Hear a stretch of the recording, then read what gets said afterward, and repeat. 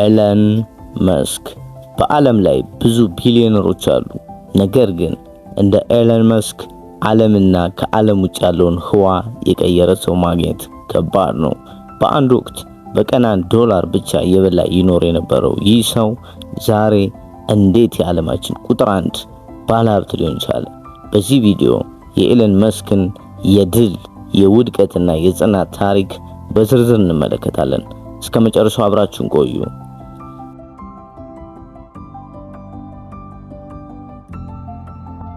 የልጅነት ፈተናዎችና የቴክኖሎጂ ፍቅር።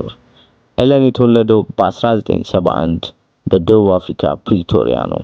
ገና በልጅነቱ መጽሐፍ ማንበብ ይወድ ነበር። አንዳንድ ቀን እስከ 10 ሰዓት ድረስ ያነብ ነበር።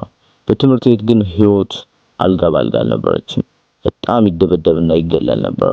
በአንድ ጊዜ በደረሰበት ድብደባ ሆስፒታል እስከ መተኛት ደርሷል። ነገር ግን ይህ ሁሉ መከራ አላቆመውም። በ12 ዓመቱ ፕላስተር የተሰኘ የቪዲዮ ጌም በመስራት $500 ሰጠ። ይህ ለወደፊት ስኬቱ የመጀመሪያ ብልጭታ ነበር። ኤለን የአሜሪካው ህልምና የመጀመሪያ ስኬቶቹ።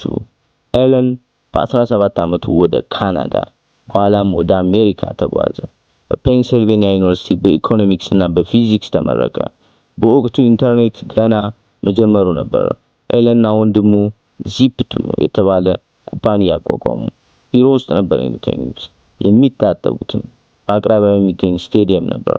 በመጨረሻም ZIP2ን በ$307 ሚሊዮን ሸጡት። ከዚያም X.com የተባለ የባንክ አገልግሎት ጀመረ። ይህም በኋላ ፔፓል ተብሎ ተባለ። ፔፓል ለኢቤይ ሲሸጥ ኤለን $165 ሚሊዮን ድርሻውን አገኘ። ወደ ጥልቁ ገድል።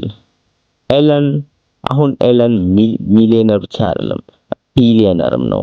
ወደ ትሪሊዮነርም እየገሰገሰ ነው። በቃኝ ብሎ መቀመጥ ይችል ነበር።